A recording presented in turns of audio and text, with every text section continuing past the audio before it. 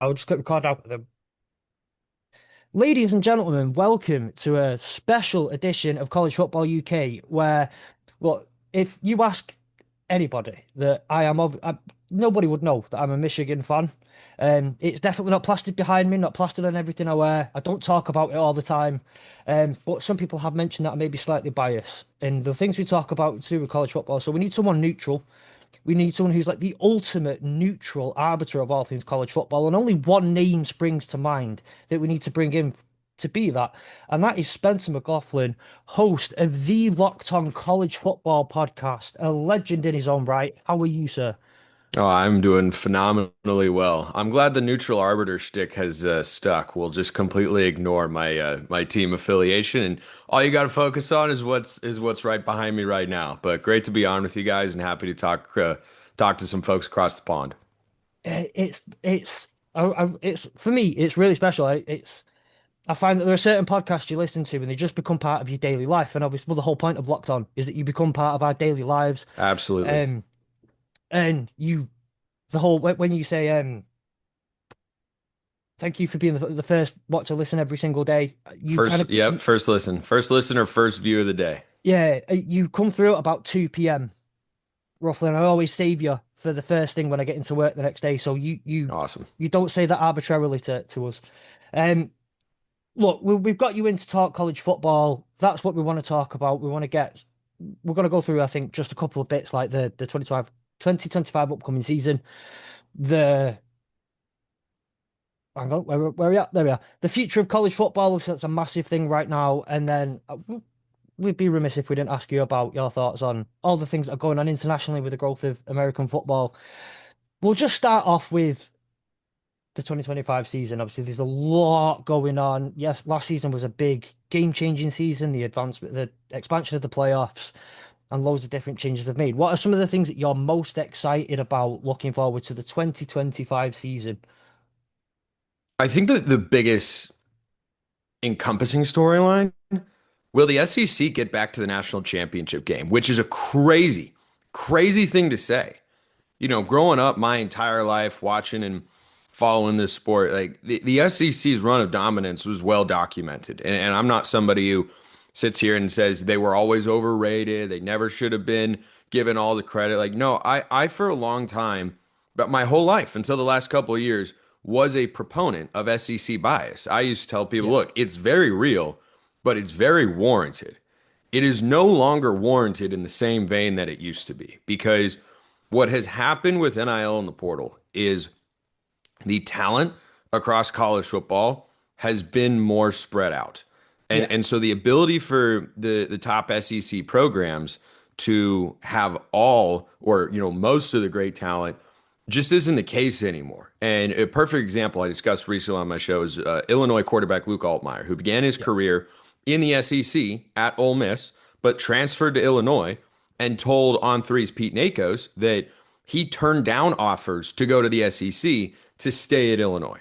In the old world of college football, he never winds up with the Illini because Yeah. he doesn't have the ability to transfer easily without sitting for a season, which was, a major deterrent, as we see with the number of players that have gone in the portal every year since they said, yeah, you can just be immediately eligible. Yeah. That's exploded that. But he never winds up at Illinois. Well, if he doesn't wind up there, he's a good player. If he doesn't wind up there, who's Illinois' quarterback? Are they coming off a 10-win season, which they, put an exclamation point on with a win over South Carolina in their bowl Yeah. game? Probably not, right? So it's just one player, but I think that particular example, it's not that the SEC teams aren't good. Okay, that's Yeah. that's not the point that I'm making. They're not some piece of crap conference. I'd still have them down as the best conference in college football. It's just that the gap is not as severe as it used to be. You take this past season in the playoff. Notre Dame plays Georgia in their second round game in the quarterfinal. Georgia, the SEC champions. And it certainly wasn't the best Georgia team we've ever seen. Not a coincidence, by the way. But Notre Dame went out in the second half and kind of manhandled Georgia. Georgia couldn't run the Yeah. ball consistently. Notre Dame was getting pressure up front. Okay, you compare that to the best Notre Dame team that previously went up against an SEC team. It was ugly. It Yeah. just was not the same. And so that I think is a microcosm of what I'm talking about. So the SEC is not going to miss the national championship game every year from now until the end of time.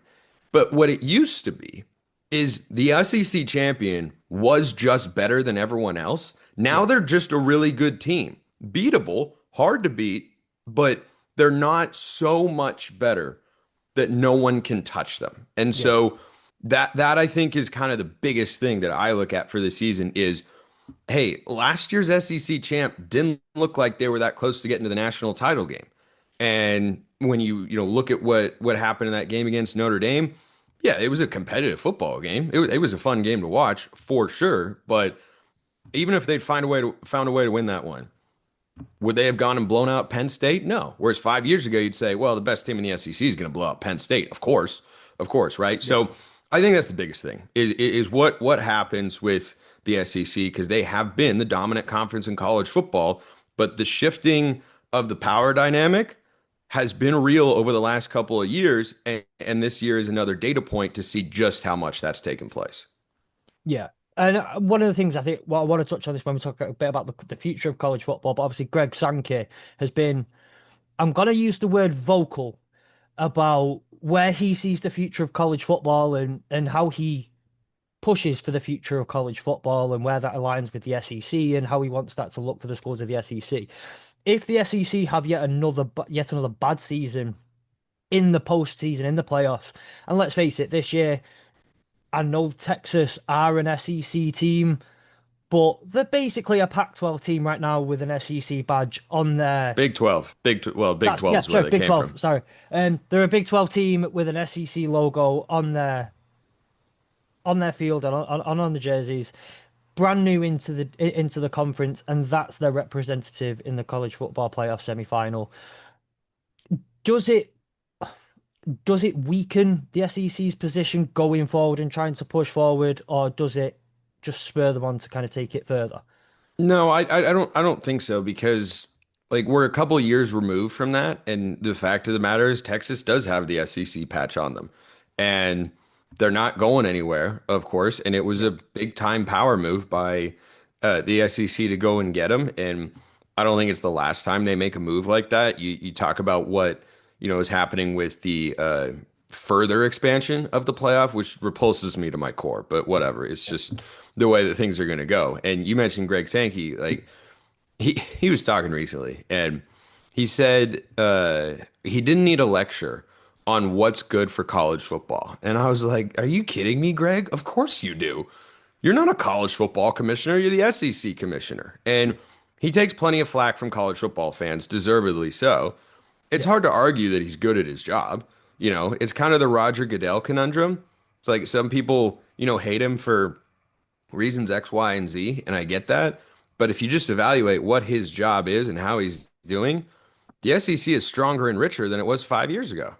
Well, yeah, that's kind of his job, isn't it? Right? yeah, Now, that doesn't mean that, his existence or the moves he makes is great for college football fans as a whole because they're not. Getting Texas and Oklahoma is great for the SEC, not great for college football. It threatened the Big 12's existence. It's made them a significantly weaker conference. That's not a good move for college football, but it's great for the SEC, of course. So, that back and forth is playing out in real time with the debates about surrounding the college football playoff and how you expand it and how many teams should the SEC get in. And they're of course going to lobby for getting as many auto bids as possible. And some people like this format more than that format, and there are a lot of different proposals that have been put out there. But overall, the SEC is in a stronger position financially and from a conference depth standpoint than they were before Texas and Oklahoma's arrival into the league. And I mean, that's not going yeah, anywhere because Texas is a really good program yeah. Nick, did you want to throw right in now. anything particular about the 2025 season? Yeah, I mean, I was just going to say it's as the SEC strengthens its grip and it tries to get stronger and it tries to get more powerful, at, at some point, whether it's Greg Sankey, whether it's the teams themselves, they have to realize that at some point they are suffocating the life out of college football as a generalization by sucking it all into their conference. And it is not, when the NC if the NCAA collapses because can no longer do its job. It is not the SEC's job to run college football. Well, And yeah, it's I agree. Here's the thing. Who's going to stop them? To your point, like who's going to stop the SEC and the Big Ten as well? I've always felt like the SEC is, more of a nefarious actor in the space, and the Big Ten is kind of just along for the ride. Now, the Big Ten played the most crucial role possible in killing the Pac-12, RIP, the conference that I grew up with and covered for a while on my show before it became Locked On College Football. But the SEC is the most vocally outspoken from their commissioner, from their head coaches, I think from fans as well. When you have these sorts of conversations about power dynamics and how they can, affect and alter the sport and shift it in their favor and whatnot, like, you just take last year, for instance. The SEC is trying to get one of three 9-3 teams into the playoff, which I was vehemently against, and I'm glad they all got left out. Lane Kiffin is out there every single week on Twitter. Yeah. This is why we should be it. Look at what we're doing. And we're all just sitting there going, dude, beat Kentucky. Beat Kentucky. You fool. Like, come on, man. Kentucky's not your roster. That Ole Miss roster was so stacked. They never should have been in a game with Kentucky. So, and if he'd done that, I would have supported them being in the playoff, but they didn't. So I didn't. And there was a response from Brett Bielema at Illinois, who also had a 9-3 team in one of the two best conferences in college football. And he said, hey, here's what our resume is. You don't see me complaining about it. Why don't we just let the committee make their decision and then figure out how we can better our programs? Like, that's how I get the sense the cultures vary between the SEC and the Big Ten. They get linked together, but it reminds me of USC and UCLA leaving the Pac-12. USC was driving the bus. UCLA is just kind of along for the ride. They're like, oh, sure, this is better for us. Yeah, we'll go do that. But they weren't turning the key in the ignition and hitting the gas. That was all USC. And so I think Yeah. that's where the SEC is at. Like I don't know who can put them in check because there is no overarching governing body in college football. The conferences run college football. The NCAA runs college basketball, but they don't run college football. All the NCAA does in college football is hand out punishments that nobody cares about. Um, the On to something a bit less nefarious. So we'll talk about something a bit more positive. My favorite story out of all of last season was the Arizona State and how they went from They favorites were to be picked bottom, last. They were picked favorites to last be in the bottom, conference. Yeah. and to winning the conference and the whole Kenny Dillingham being from there, going to school there, meeting his wife there, and just being being around Arizona State football his whole life, and then leading them the way he has, and they've returned 79% of the production. I believe it's all of the coaching staff, if not all of the key Hmm. coaching staff, All three of the big coaches, head coach, offensive, defensive coordinator. and quarterbacks back as well this year as well. Yes, Sam Levitt is back Yeah. at quarterback. So with that kind of returning production and all those things, I know Kenny Dillingham's recently spoke about wanting to become like the blue blood of the 2020s, this decade's Clemson, the previous decade, kind of the 2000s Oregon. They want to become that kind of program. And can you see them kind of just continuing to take off and continue to run away with it? I know Kenny Dillingham's also been quite positively speaking about other Big 12 teams and their chances in the conference as well. Yeah, I love Dillingham. And I'm an Oregon guy. He was Oregon's offensive coordinator for one season, just one season. And I can tell you without a shadow of a doubt, well over 90% of Oregon fans would say, I love that guy and I'm rooting for him. That is how likable he is. He's a great guy, phenomenal recruiter, really good head coach. I mean, really good. So he's such an easy guy to root for Yeah. because everything that he stands for, I think, is what people like about college football. Hey, this is my school. This is the place that I want to be. This is a program that hasn't been achieving where it should for a very long time. They had some good years in the mid 2010s under Todd Graham. They had back-to-back 10-win seasons. I know that that place can get buzzing, but the Herm Edwards thing kind of worked in the early, and then at the end was just a full-fledged disaster. Yeah. And for Dillingham to have turned around as quickly as he did, I'm glad you mentioned that as one of your favorite stories in the country last year, because how often do you pick a team last and then they win the conference? Now, I didn't think they were going to win the conference. I did think the Big 12 media picking them last was a bit of anti Pac 12 bias, if you will, or just not knowing enough about what had happened the year before, where they literally down the stretch were snapping the ball to a running back and a tight end because of all the injuries they had at quarterback. Like Yeah. no one was healthy.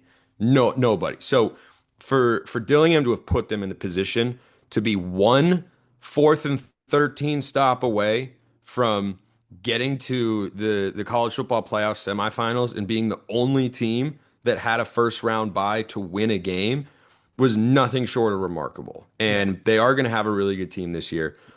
But Dillingham is just so easy to like because he's so genuine. He's so authentic. He's not putting on a show. He will come out and tell you exactly what he thinks all the time. And you can just see he loves what he's doing. Like he embodies so many of the right things about college football, and he happens to be a great coach. And so with his comments about the blue blood is something that Pac-12 folks like myself have wondered about Arizona State for a very long time. It is one of the biggest schools. I think it's like the largest public university in the country, or it's one of them. Yeah. So there's money on campus. And also, I've been to that campus before. It's really nice. And you're in the state of Arizona, which is a pretty solid hotbed for recruiting. It's a top 10 state easily in the country for recruiting. So the amount of talent you have right there in your backyard, the fact that you should be able to make a good pitch to kids when they come on their visits because, hey, look at the campus that we have. They should have some pretty good facilities as well. I think they've upgraded those in recent years. I know there might be some that still need to take another level, but like they have all of the pieces to sustain themselves at the top of the Big 12 for a long time. They do. Will they do that? It's certainly a good first year, but it is just 1 year. So it takes some time to do it. But do they have the tools to do it? Yeah. I think they have the tools to go out and just beat everybody in the Big 12 from a recruiting standpoint, because who's a heavy hitter on the recruiting trail in the Big 12? Without Texas and Oklahoma, you don't really have one, right? BYU is a unique situation. Their NIL is really good, but the LDS factor can be an advantage. It can be a disadvantage. They can recruit well, but their ceiling is not as high, in my view, as Arizona State's. And so I just think there are so many advantages there. And if he stays the course and keeps, his staff together, and then eventually when those guys get head coaching jobs, brings in more high-level staff guys, then, yeah, I don't see why they can't be near the top of the Big 12 every single season, because he just coached his rear end off this past year. Like that roster, good though it was, had no business on paper competing with Texas. Did not have any bit, but he's just that good of a football coach. Yeah. There's a saying over here: you can write the best team on paper, but you don't play the game on paper. You don't play. Yeah, you play it out there on here. the field. Yep. It doesn't matter what it's. But no, you're right, because it's one of those that I look at Arizona State this year, and you think, can they do it again? And we'll go through in our preview shows nearer the season, and we'll pick our winners for each conference and each division, and it's like, well, I think they could well do this again, and it's just like Fletch said, it was a real sort of Cinderella feel good story that, from our point of view on this side, it was just this team that kept winning, that kept winning, that nobody cared about. Yeah. It's nice to have the underdog. Yeah, I agree. And for them to, not just have been a great story that fizzled out in their playoff game, it looked like it was going to be that. They were down 14-3 before it felt like the game even began. Yeah. And then all of a sudden they had the lead in the fourth quarter, and you're like, whoa, Like that escalated pretty quickly there. Like I thought it was fantastic. And it was huge for Yeah. the Big 12 to showcase, hey, our champ just went toe to toe with the second best team in the SEC that actually had the best regular season and had the best postseason. Like Yeah. that was big for the Big 12. And yeah, they can do it this year, but the Big 12 is stacked. I think Yeah, just jump in. Sorry, Fletch. Just that jump into that point you just made. Obviously, yes, all the teams that had a bye in that playoff all lost. We can't. It can't seriously be that because they had a bye they all lost. There must be something behind why that particularly happened. Because I don't think it was. You look at the was it the Clemson game that went? Was it Clemson and Notre Dame, wasn't it? They didn't No, get Clemson didn't buys. play No. Notre Dame last year. the Clemson played Texas in the first round, and then Yes. Texas played ASU in the quarters. yeah, Yeah, and yes, sorry, it's the Texas Clemson. That was one because you said Fletch. That's far too much orange on my TV, yeah, and way too much it orange. was it was one of those. That game was like you wanted that game further in the playoffs, but it was just the way it felt. But for all the bye teams to lose, and everyone's saying, "No, that's unprecedented." Well, so why? It can't just be because everyone had a week off. Well, bye teams in the playoff are not going to lose every game forever. I don't think it's a complete coincidence that they all went 0 and 4 and they were all trailing at the half. I don't think that that is a coincidence because, what I've long said is among the biggest problems, or maybe the biggest problem in college football that a lot of issues can come back to is scheduling and the calendar. The calendar in college football makes no sense. It doesn't make sense for the athletes. It doesn't make sense for the coaches, for the fans, for media people, for keeping attention on the sport. Like it doesn't line up in any way. You have free agency while the season is still going on. There have been 2 seasons in a row in which playoff teams that went to the national semifinals were there without their backup quarterback from the season because he has to hit the portal to play musical chairs to get a chance to start. Yeah, Malik Murphy at Texas 2 years ago, and this past season, Bo Prabula at Penn State. Now, neither one of those guys was called upon, but there is no inherent logic. And if I hear one person anywhere say, well, it's because it's got to line up with the academic calendar, I'm going to throw a chair through a window because it's so dumb. Because anytime I hear that, I think, wait, we can make exceptions for that all the time, but we can't just change the calendar and recognize, you know what? Athletes get special treatment with regards to academics in the calendar. Who cares? yeah. Who cares? I don't. I don't think anybody else does either. So that argument is really stupid in my view. But Oregon is kind of the prime example. I think of all of them, but they because they played a great team, of course, in Ohio State for a second time, and they get down 34-0, right? And then it's 34-8 at the half, and it's just like, wow, it felt like they got caught flat-footed in a number of ways. They hadn't played a game in, I think it was 25 days. 25 days since they last played an actual football game. And I'm not a proponent of let's make college football exactly like the NFL. I do think there are aspects of the NFL or other pro sports that can make college football better. And there are 2 aspects that I'd like to see. First of all, reduce the time between the end of the season, a conference championship weekend, and when the playoff begins, number one. And then number 2, when you earn a first round bye because you've had a better regular season than everybody else, and I'm a big proponent of keeping the urgency on the regular season, don't make it all about the playoff. The ultimate reward for having a bye that I think can help counteract, a long layoff, you should get a home playoff game. That's the Yes. ultimate reward in all of sports for your fans, for your school, for your conference, like everything. Yeah. Everything points to when you have the best regular season, you should get a home playoff game. And I think the early round games should be at the neutral sites, and you should have to go through teams' home stadiums. That's how I would like to see that change.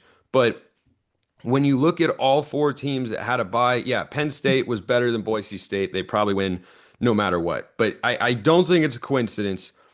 They all got off to slow starts, Yeah. right?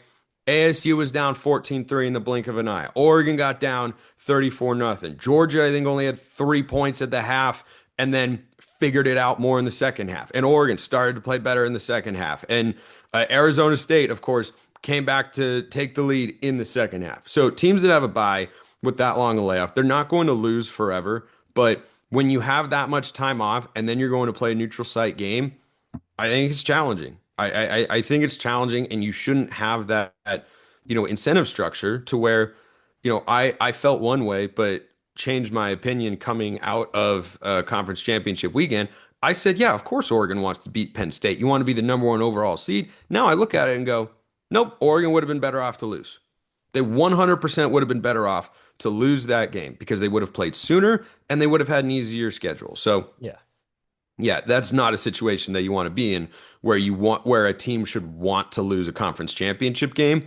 But because of the long layoff, and now they've gone to the straight seeding format, so it's slightly better. But yeah, I think the home playoff game should be the ultimate reward. Yeah. I'm conscious of your time, because you are a very, very busy man. I can imagine covering all things college football and having to just be a neutral arbiter all of the time must be so time consuming. So Indeed, indeed. there is one specific question I want to ask you about the future of college football, as it pertains to us over here across the pond, and then obviously just a couple of things, um, on on next season. Not next season, even the international game. Sorry. The one question though I do want to ask you one more about the 2025 season has to pertain to the Big Ten. There is one team in history who has a 100% record as a member of the Big Ten, and that is the Oregon Ducks. A completely, well, a 100% record in the Big Ten. If we were going to have to hand it over to someone, because, well, Michigan, it's Michigan's title, but we had to give it over. Very glad it was to yourselves. Um, can Oregon keep it going in the Big Ten?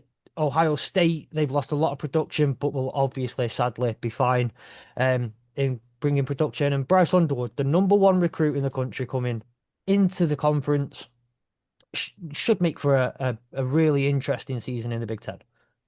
Yeah, if you don't see Penn State as the favorite in the Big Ten, I think you should, because the amount of turnover for Ohio State and Oregon is incredibly real. Those teams are still going to be really good. They will not be as good as they were last year. Doesn't now the floor of those programs, because of the way they recruit, even when they're turning over a lot of their roster, which both of those teams are, including their quarterback, their floor is too high to just fall off. Like Washington, TCU went to the national title game and then next season missed the playoff Yeah. or missed a bowl game. Or no, sorry, Washington this past year went 6-6. They got to a bowl game but lost. TCU went 5-7. So that's not going to happen for either Oregon or Ohio State. Their rosters are too talented for that. But the formula of a really good team with a veteran quarterback and a bunch of returners that could have gone to the NFL draft but didn't sets up for Penn State better this year than any other season. When you've got Ohio State and Oregon in flux, two teams that they have struggled to beat. They've obviously only played Oregon once. I think they will beat Oregon at home this year. I think they could go into Columbus and beat Ohio State, but the perception is, well, it's Ohio State or Oregon's the reigning champ. The pressure should all be on Penn State. This is the best chance they have ever had to win the Big Ten and to go to the national championship game. And Yeah. there are very, very few programs you can say are national title win or bust. Penn State this season is make the national title game or bust. The offseason that they had, they got Ohio State's defensive coordinator, Jim Knowles. They bring back a bunch of guys that could have gone to the NFL draft, which is the formula that Ohio State had last year, that Oregon had last year, and Michigan had the year before. So this is the year, and I understand people say, well, it's Penn State. They need to win the big game. Yep, they haven't won against the biggest teams, but you should view Penn State with the same level of anticipation and pressure that you have viewed Oregon and Ohio State and Michigan in years past. That is 100% fair. So I expect it to still be hard for them to go into Columbus and win, but on paper, Penn State should win the Big Ten this year. It's just a matter of whether they will Yeah. have a breakthrough. How do Um, you view North Carolina and Bill Belichick? Oh God. Not necessarily this year, because we have this conversation, and Nick's a I Patriots don't fan, by the way. personally. I'm a Patriots fan, yeah, but I don't necessarily think you will see a lot from Bill Belichick this No. year. You probably won't see a lot from him next year either. But I'm just wondering if he hangs around, If, is this if yeah, if. is this a possible um I don't know, is this a possible change that could see, No. you know, all right, fair enough. No, I'm so down on North Carolina, man. Like I thought it was time to move on from Mac Brown. Production had leveled off, recruiting was dropping off. It was time for a change. Not that he was bad, he wasn't, but he wasn't great. And when your rival Duke is elevating its program to a level it hasn't been at consistently before, where they just had back-to-back great seasons by their standard with two different head coaches, Mike Elko, that got him the Texas A&M job, and then Manny Diaz last year went 9-4, and I think that was really quiet. They went out, added one of the top quarterbacks in the portal, and Darian Mensah from Tulane. Like Duke is elevating, starting to commit and care in football, kind of like they do in basketball. And North Carolina is out there hiring another crusty old guy who is clearly not all there mentally at some level. Because if he No, thinks he's that that woman actually loves him, he is absolutely insane. the Like, cheese has slid off his cracker, as we would yeah, say over here. yeah, Yeah. your head is not fully screwed on if you think that that situation is good. There's just no way. So I've had and by the way, I raised the alarm bell for that situation well before the Jordan Davis, whatever her name is, Jordan Hudson situation came about. That was just another point to reemphasize what I thought, which is this is the wrong move. This was not the guy. You needed someone that could go out and give a fresh feel, inject life into the program. Instead, you've got a guy who hasn't actually been a good coach, even in the NFL in 6 or 7 years, and he's going to suddenly go out and just master college football right away. Absolutely not. No. It's such the wrong move. He's got his son as a DC and the head coach in waiting, and it just feels like a move to get his son to be a head coach. Like, I just so many red flags with that situation. Yeah. Is it interesting? Sure. It puts him on the map more than Mac Brown did, but not for the right reasons. And I've See, I I think I've I got think so many red Steve has flags some there. talent. I do think Steve has Yeah, some he's yeah, talent. he's good. You look at what he did with Washington last year. I think it took him from 29th to 16th or something Yeah, their defense in improved. defense. So, he's yes, he is a Belichick and what have you, but he kind of knows his stuff. He's not there for a free ride. He's not there just for a job. He's there because he knows what he's doing. And I Yeah, think, he does. he's possibly the bright light of the Yeah. sort of team. Wake me up when that situation works and North Carolina becomes a contender in the ACC. Wake me up, man. Oh, Nothing about you talk about being the opposite of Kenny Dillingham. North Carolina is the opposite of Kenny Dillingham at ASU. Um, just conscious. I've had a little pop up. Something's going on with the Zoom. I've got a couple of minutes. I'll get this out and then hopefully it'll fix itself.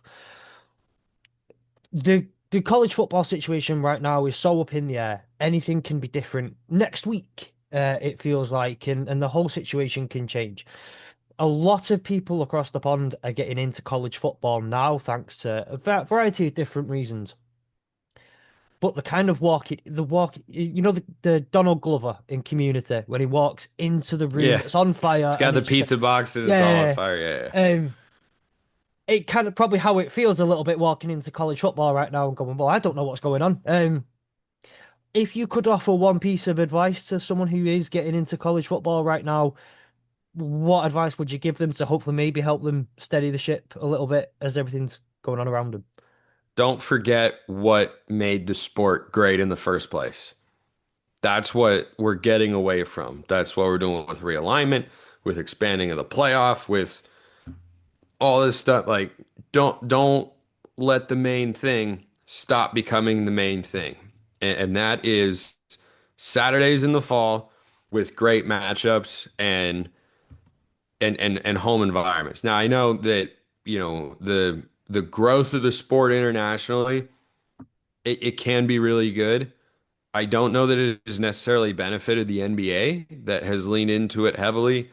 I don't know what it's doing exactly for the NFL. Like, I don't know that there's a huge, because it's such a uniquely American sport, I Yeah, don't know that there's a huge opportunity to improve it by having a vast international audience. Not that I'm yeah, opposed to, you guys over there being fans of college football. I understand why, of course. It is great.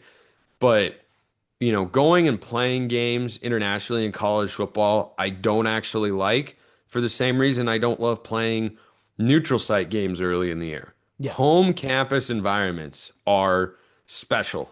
They are unique. Professional crowds, yeah, I hear pundits all the time say, boy, it felt like a college atmosphere in there. Like, you can't Yeah. replicate it. It's different. The band, the students, everything. So, if fans get drawn to that naturally, great. I'm here for it. But like Kansas State and Iowa State are playing the game in Ireland this year. I mean, it's fine. It's not the end of the world, but do I think it's, growing the sport and changing things? Not really, no. Of course, that had to happen today while we've got our most esteemed guest on. Huge apologies. So, Spencer, we were talking about Farmageddon being played over in Ireland. Do you want to just carry on where you were so rudely Yeah, yeah, yeah. interrupted So by I, Zoom? I, I, I understand, what they're doing, and I mean, it's, I guess, fun for the kids to, get a chance to travel internationally. Plenty of Yeah, people, don't get the chance to do that in their lives, even though that everybody should if they can. yeah, But like, I just, you're taking away an opportunity for students and fans of these programs to see their team in person. And again, is it the end of the world? But I just don't know what the major yeah, upside. What is the significant value to the sport or to these schools to play a game in Ireland? I don't really know what it is. I don't think yeah, you're destroying the sport. It's just kind of like, I don't know. It feels like you're getting away from the people that are making the sport yeah. great, which are the people here in the US, and you're trying to appeal to others, and I don't know how that, benefits the sport holistically in the long run. Yeah. I mean, I think it depends on what side of the fence you sit. Because looking from my point of view, I Oh, I pond, was more than a lucky. fence. Well, Yeah. I was lucky enough to work media when Notre Dame and the Navy were here 2 years ago, and so I was interviewing all sorts of people on the street and talking to them about what brought them here, and so many. I mean, Notre Dame outshone the Navy just fan wise. There was far more Notre Dame fans than Navy fans, but everyone was there for a holiday. Everyone was there as, yeah, we're going to have a weekend in Ireland. We're going to go over to the United Kingdom. We're going to have a few days. And they made a whole trip of it. And the football was just like either the start or the end or the little bit in the middle. And they were making a real sort of, and from my point of view as a Notre Dame fan, I got to see my team up close and personal that probably with everything going on with work and kids for me to get out to South Bend and go and experience a game there, I'd love to, but for me it might not. It's not as easy as that. So when it's right on my doorstep, it's great. But seeing so many people embrace it, and I talked to one couple who were season ticket holders at Notre Dame. They were going to France for 6 months. They were making a right trip of it. It's like fair play, go on, crack on. So I Yeah, think yeah. I think it depends on what you choose to make of it, really. I mean, for fans, certainly it can be, but the vast, vast majority of college football fans that want to see their team play don't have the ability financially or schedule Yeah, wise to go all the way to Ireland. I mean, there are plenty that, one of the reasons I don't want to see spring games done away with in college football is that for a lot of people is the only chance they can have to get in the stadium. Like it's getting expensive, man. yeah, Like if you've got, a family of four or five, man, taking them all to a major college football game, that's not a cheap ticket. Like it used to no, be. It used to be more reasonable. Sometimes it can, but on the whole, man, it's pricey, especially if you want to go to a big game like Kansas State and Iowa State. So I think you price out a lot of, the people that have actually made college football happen over here. So again, I kind of understand the appeal. I just don't think the upside for the sport holistically and for the schools and the fans of those schools, I don't think the upside outweighs the downside. I think it's the yeah. opposite. That's entirely fair, and I've kind of made this argument on. We do another an NFL show where I'm not personally the biggest fan of bringing games over internationally. As great as that opportunity is, I just missed out on the opportunity to see the Lions 11 years ago play in London. So I think maybe I'm just a bit salty about it all in general. Um, but it's not my favorite thing for many of those reasons. They're taking games away from people. But I also did. I got to go out last year to the FSU Georgia Tech game. Got to tell my wife. I text my wife halfway through the game, like, "Did you know Calvin Johnson's in the? I'm in the same building as Calvin fucking Johnson." Um, to which my wife just went, Who's that? "Who?" Um, she has since found me a Calvin Johnson jersey, and she remembered she learned a lesson that day in not questioning who Calvin Johnson is.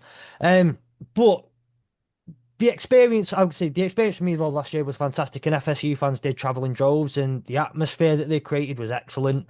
Um, but I do actually, believe it or not, agree in take not taking those games away from the fans, and as great an experience as it is for us, I completely empathize with all of those things, and I'd feel similar if they were taking Premier League games overseas, regular Premier League games, not just the preseason friendlies. If they were taking, Nick, you're a season ticket holder at City. If they Yeah. just said, "Do you know what, we're taking City versus United. We're gonna go play that in Dallas." I'd be livid, absolutely livid. Um, so I can, hence why I said kind of at the start, believe me or not, we can take big boys, we can take it if we don't agree, because I feel a similar way. Um, but also we'll say to that the experience has been fantastic so far. And I I would say that sorry, two more things is number one, you say that nothing compares. I think actually it's the closest thing that compares to European football. The chants that go on during the game, the noise that it makes, the passion of the fans, a lot of the tribalism, the rivalry. You don't get that in the NFL the same as where you get it in college No, football. you do And not. I encourage so many of my friends to say that, like, well, look, it's easier, it's more palatable to get into the NFL, but once you're into it, please get onto college football because you will feel everything you feel watching the Premier League, watching your actual football club on a Saturday. You will feel that in college football as much as you can. And so I think that's the closest that I think we can get, and it helps, I think, to bridge that gap and just what a great sport college football actually is. Yeah, it is, and I think the point you make about the European soccer leagues coming to play here, it is like that. Yeah. Like if you said you're from Manchester, are Yes. you a City fan? We both are, Mm. yeah. Yeah, like imagine if one of those games was being played in New York City because Yeah. we want to try and grow the games. Like, well, I don't know, kind of like going to the games. Yeah. No, exactly. Exactly. But I do kind of, I guess it would be remiss of us again, like saying not to mention the fact that it is growing over here. I have been caught. So there's a running thing over in the UK where you see someone wearing a jersey of any kind, normally NFL, and you can kind of approach them unless they're wearing a Raiders jersey. They probably just found that and thought Easy E wore that in the 90s. It's cool. It's trendy. But you always take a risk when approaching someone. They might have found it in a charity shop. They might have just found it in a shop that does kind of have an NFL thing going on, but they thought bought it because it looks nice. I have seen, and I don't advocate for it. Well, I don't let this known often because it was embarrassing. The amount of Michigan things I've seen lately, and they must be hitting charity shops because I walked up to three people and kind of walked past them, and gone, "Go blue," and they look at you as if you've just kind of walked up and kicked the cat. Oh, dude, Um, that's the worst. That is the actual worst. Like sometimes uh I've been just like out in public or Disneyland or whatever, and like I'll just see an Oregon shirt or any of my other teams, the Mariners, the Seahawks, the Blazers, and I'll just be like, "Hey, go Ducks!" And then he just says nothing back or like doesn't hear it. I'm like, "You chose to wear that shirt in public. yeah, You have to be expect. That's the whole point of yeah, wearing it out, so you can see somebody like, oh yeah, go." Like I don't know that's always bewildered me. yeah. I have a famous rant from years ago about seeing a guy in a Pittsburgh Steelers shirt and approaching him about Ben Roethlisberger, and it took 10 minutes of me just explaining to him Yeah, before he said, yeah. I saw it, I I don't get liked that. it." I don't get that, man. Um, but have you noticed at all in terms of, I guess, some of the stats with Locked On uh, for college football and maybe even the Ducks? I know we know a few Ducks fans over here in the UK. Have you noticed any uptake internationally and any of that kind of I growing? mean, there are a handful. The numbers are not major though. Like the my Oregon show predominantly does well in the state of Yeah, Oregon. Like it gets the most play in the Portland area and certainly some in Central Oregon too, but mostly in the Portland area. And that's to be expected. Like, fans can go anywhere and be anywhere, but like it's not, some huge market that I'm, desperately trying to tap into or anything like that. It's just it's the internet, so you can have a listener or a viewer be anywhere at any time. But overall, the market that you think you're tapping into or that you're appealing to, that's where most of your audience is going to come from. yeah. I've always just been curious. We obviously most of ours is based in the UK, and we do get a decent amount of US listeners. Although we're pretty sure that most of them are just we could say anything as long as at some point we say a college football word, and they're just like, "Wow, British people are talking about this. This is so." Um, I like to we all to picked a be G. fair, we had an American the other week ask us to do a show on Appalachian State, and We we did. actually did some homework and did one. Nice. Um, The story guy. I met this guy in the airport. I was flying through Heathrow on my way out to San Francisco from Manchester to Heathrow, and I just saw this Appalachian State fan. And obviously, we've got the running gag on here about the line out of the longest yard, and you just kick the living shit out of them. And so I saw his jumper, and I said, "Oh, can I get a photo with you?" And he asked why, and I explained that, I was a host on a college football podcast in the UK, and he's like, "You've got college football podcasts in the UK?" And I'm like, "Yeah, we do." So I was there giving him our Twitter thing. He started listening and he's got his friends listening. But he said, "Can you do a special on Appalachian State?" Right, okay, yeah. Took us a week of homework, but we did. And we did it all right. So yeah, I mean, it's nice to it is nice to get those things in. But like I say, we could say anything, I think sometimes, and people would not care. It would just be it's my favorite one was always talking to a guy who lives right next to, basically on the campus of Kennesaw State. We all chose a G5 team last year to kind of to follow, and it's like I've watched college football for years, but never paid attention to the G5. And I thought I'm new to the G5, so are Kennesaw State. I'll follow Kennesaw State. I watched all of the Kennesaw State games last year, including the incredible win over Liberty, the unbeaten Liberty at the time. Um, Staying up till 3, 4 in the morning to watch Kennesaw State, and my friend who texts me, who lives next to Kennesaw State, and said, "I have never seen a minute of Kennesaw State football." Well, He, Kennesaw State's new to the group of five. They used to be FCS not well, long ago. yeah. So, but he was just like he lived basically on campus, and he was like they've been had the football program for nearly 10 years, never seen a snap. And you're up till 4 in the morning watching Kennesaw State. That's incredible. Um, Awesome. But well, that's enough about our stories. But Spencer, again, I know you're a very, very busy person. I don't want to take to any much more of your time. So I think it just goes without saying a huge thank you for actually taking the time out and joining us. I know it's early in the morning for you. Started at Thank 9 you. a.m. Yeah, man, Oh happy yeah. to. Happy to. Fun coming on Um, with you guys, and hopefully this boosts my following internationally. Can just grow the brand. exactly, Hey, exactly. hey, we've got a mini series coming up this next month. You know, we're gonna put college football to rights. We're gonna rip it down and build it back up Hey, again. we're You less know? than we've got about two. We're like 2.5 months from college football games being back, so we're almost there. Almost there. Almost. And so again, one more time, just a massive, massive thank you. Again, you play a part in every single day. But you get me through my work day, so it's always great to Glad to actually hear see that. and speak to you face to face. And the last thing I want to say is I noticed the Ted Lasso believe behind you. Oh yeah. Absolutely love it. Oh yeah. Uh, There's one there in this house, and then there's also a poster on the wall as you walk in through the garage door. Love it. Yep, Absolutely love all it. over. So can I say your line? Because I know it's early for you. So can I steal your line once? Yeah, send Spencer, it. have a wonderful rest of your day. Thank you, Fletch. I appreciate it, man.